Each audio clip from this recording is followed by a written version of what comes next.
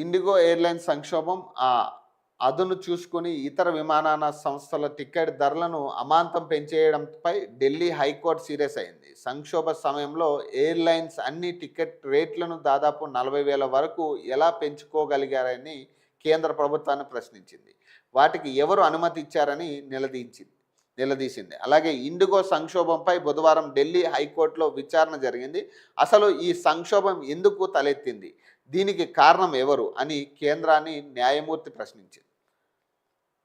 ఒకవైపు సంక్షోభం నెలకొంటే దాని నుంచి ప్రయోజనం పొందేందుకు ఇతర విమానయాన సంస్థలకు పర్మిషన్ ఎవరిచ్చారని, టికెట్ ధర 35,000 నుంచి 39,000 వరకు ఎలా వెళ్ళింది, ఇదంతా ఎలా జరిగిందని అడిగారు. ఎయిర్లైన్స్ సమస్య పరిష్కారానికి కేంద్ర ప్రభుత్వం తీసుకున్న చర్యలను కోర్టుకు అడిషనల్ సొలిసిటర్ జనరల్ వెల్లడించారు. ఆ సమాధానంతో కోర్టు సంతృప్తి చెందలేదు. అలాగే సంక్షోభం తలెత్తిన తర్వాత మీరు ఈ చర్యలు తీసుకున్నారు.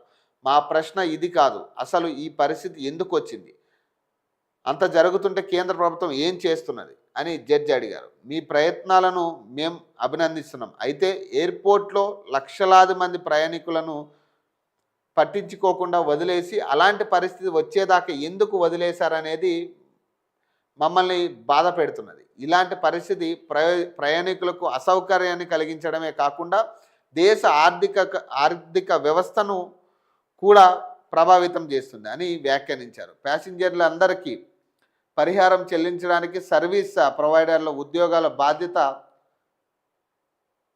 బాధ్యతాయుతంగా ప్రవర్తించేలా చూసుకోవడానికి ఏ చర్యలు తీసుకున్నారు అని ప్రశ్నించారు. పైలట్లు ఎందుకు ఎక్కువ పని భారంతో బాధపడుతున్నారు, దీన్ని నివారించడానికి మీరేం చర్యలు తీసుకున్నారు అని కేంద్రాన్ని కోర్టు అడిగింది. తగినంత మంది పైలట్లను నియమించుకోవాలని, కొత్త పైలట్ డ్యూటీలను టైం లిమిట్ నిబంధనలను పాటించాలని ఇండిగోను కోర్టు ఆదేశించింది.